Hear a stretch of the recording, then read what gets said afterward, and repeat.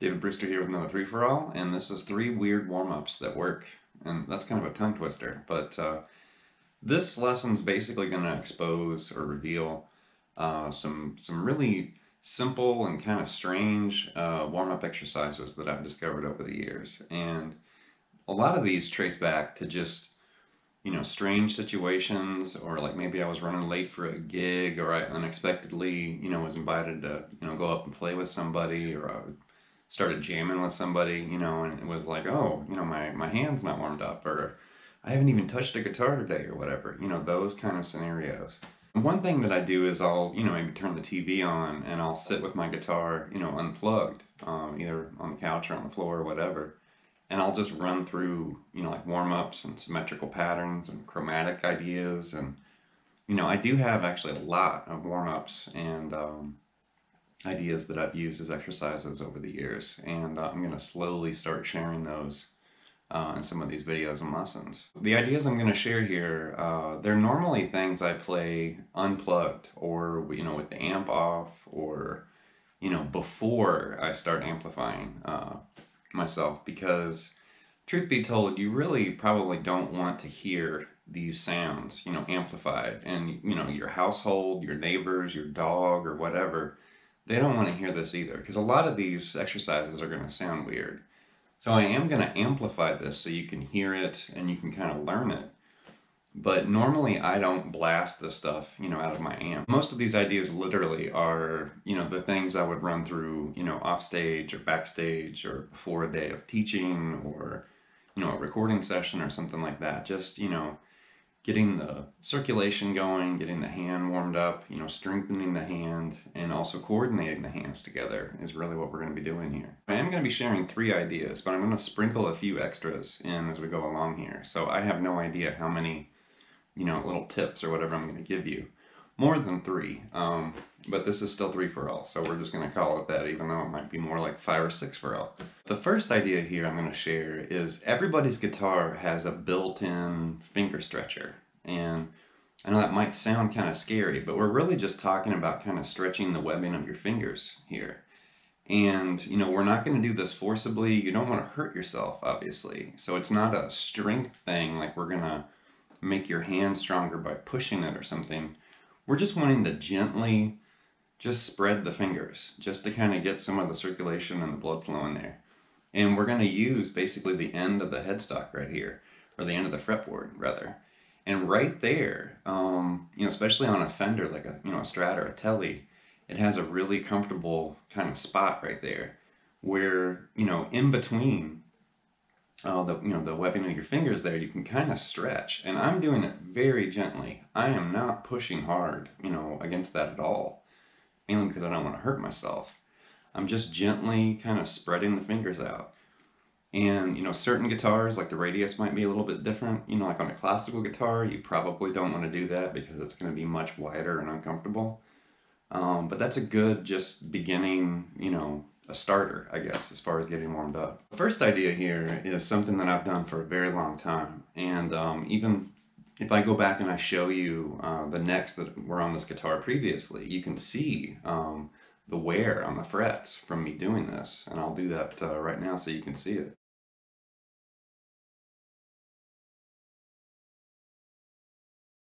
Even my friend Jason Holder, who's worked on my guitars in the past and done a few fret jobs for me, he even commented like, "What are you doing on the first fret right there?" So I know even from him asking that it's maybe a little unusual, but it's something that I've always done. And I remember like I was a teenager just sitting in my room and I wanted my hand to be stronger. I knew it was weak, and I was comfortable with certain things, but I knew I could definitely improve the strength of my hand. So this is a basic exercise. And you don't want to, bend too far. But what we're going to do is we're going to bend the first fret on the low E string. And I really don't do this all the way across. I mainly just attack that low E. And, once again, the first thing that I showed you with the, kind of spreading the fingers there at the end of the fretboard, this is basically something I would do right after that, just to kind of get, my hand, just try to wake my hand up, basically. For this one, what I want you to do is think of like a Bullfrog, or maybe like a really, odd Jeff Beck lick. and just grab the first fret with your first finger and just bend it up a half step. You know, basically make that F an F sharp. And actually, you know, like fret the note firmly and bend it firmly, you know, much firmer than you normally would, because we're literally trying to wake this, you know, wake your hand and your fingers up.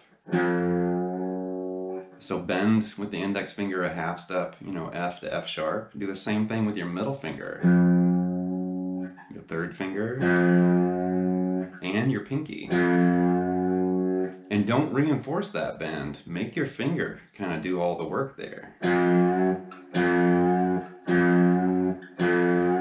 Almost sounds like some weird version of Jaws or something. And then once you get used to doing a half step, you can get a little crazy. You can go to a whole step, and that would be F to G.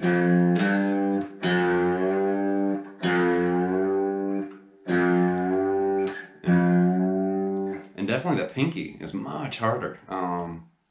But that's a really good, you know, basic exercise that you can do. And it's more of a feel thing, because normally if I play that exercise, I'm doing it like this. You can't even really hear it, you know, because it's not normally blasting out of my amp. So that's something quiet you can do quickly. And even just doing that a few times right there, I can already feel it in my hand. So try it, but go slow and don't hurt yourself. Obviously, don't worry about ripping your string off the guitar. Just gently, you know, bend those notes, but use, you know, a firm amount of finger pressure. The next exercise or warm-up is a little weird. This is the Tom Morello exercise, or the whammy pedal exercise, I guess you could call it too. Just think of Tom Morello or a whammy pedal. You could also think of Dimebag Darrell or some, you know, someone like Vernon Reid, and think of the octave setting on a whammy pedal. You know, going from a low note, stepping on the pedal, it goes up an octave, and then you know, pull back on the pedal and it goes back down. We're gonna mimic that with your hand. So I don't have a whammy pedal, unfortunately. That'd be cool, but I don't have one. But we're gonna mimic that sound with, you know, your strings, your fretboard, and your hands. So to start off, we're gonna grab the same note that we were just bending a second ago, like a bullfrog. Grab the, you know, the F there on the first fret with your index finger, and then what I want you to do is use, you know, not really hard, like you don't want to hurt yourself, obviously, but use, you know, firm pressure. Hold down that note, pick it, and then what we're going to do is slide up to the octave, which would be the 13th fret. Wiggle that a little bit with vibrato and kind of grip that note, and then go back down to the first fret. And also the sliding aspect of this exercise is good, especially if you're trying to toughen up your calluses, or maybe, you know, a couple of your fingers, maybe the calluses aren't as developed. This is a great one because you want to slide between those notes, and also, you know, make sure you're kind of pushing down. You know, you don't want to just lift up and relocate. You want to slide all the way up and all the way back. So if you do this right, it will kind of sound like you're playing with the whammy pedal, but you're just sliding like this. And then do the same thing on the second fret and use your middle finger and slide from the second fret to the 14th fret and back. And the third fret to the 15th. And then the 4th to the 16th. And you can see there we're using each individual finger. And it is annoying. I mean, that sounds really, you know, obnoxious. It's like, that's not something you want to blast, you know, for the neighborhood or your family or whatever, because they're going to be like, what are you doing? But it's a great exercise.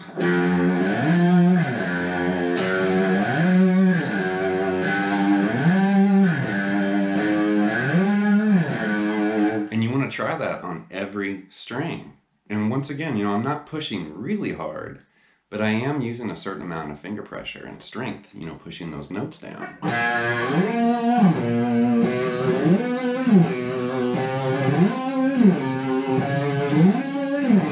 And just keep going.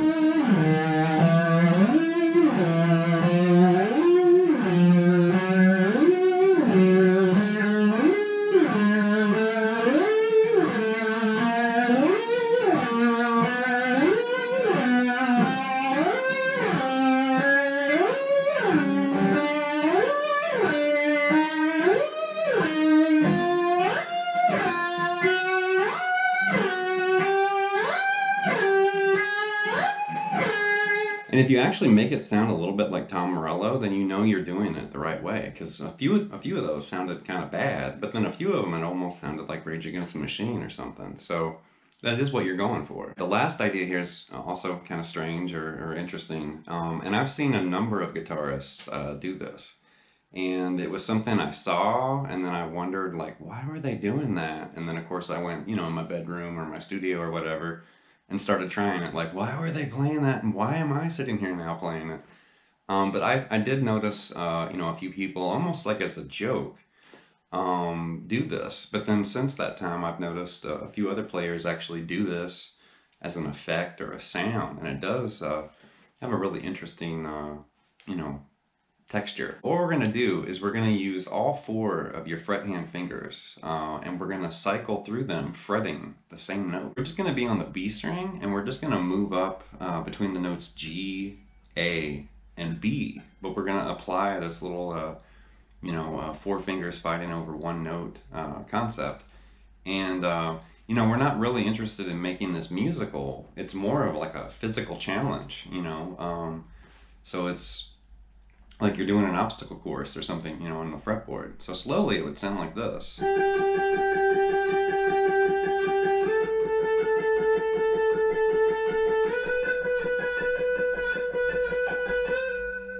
I kind of screwed up right there at the end, but that's a signal. Like if you can make all four of your fingers make that sound or that note the same or even, then you're doing it right. If you start screwing up, the note as you play through the fingers, then you're messing up. So it'll let you know as you play it if you're doing it right or not. So what you want is almost the same sound every time you switch to another finger.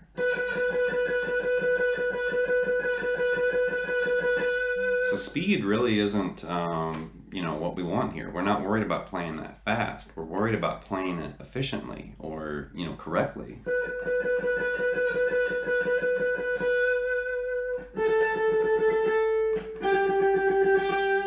And it's really weird. It's slippery, and you'll feel, the fingering's really odd. That's going to wrap up this episode, and hopefully you got something from these, strange and kind of bizarre warm-up exercises that I've uncovered.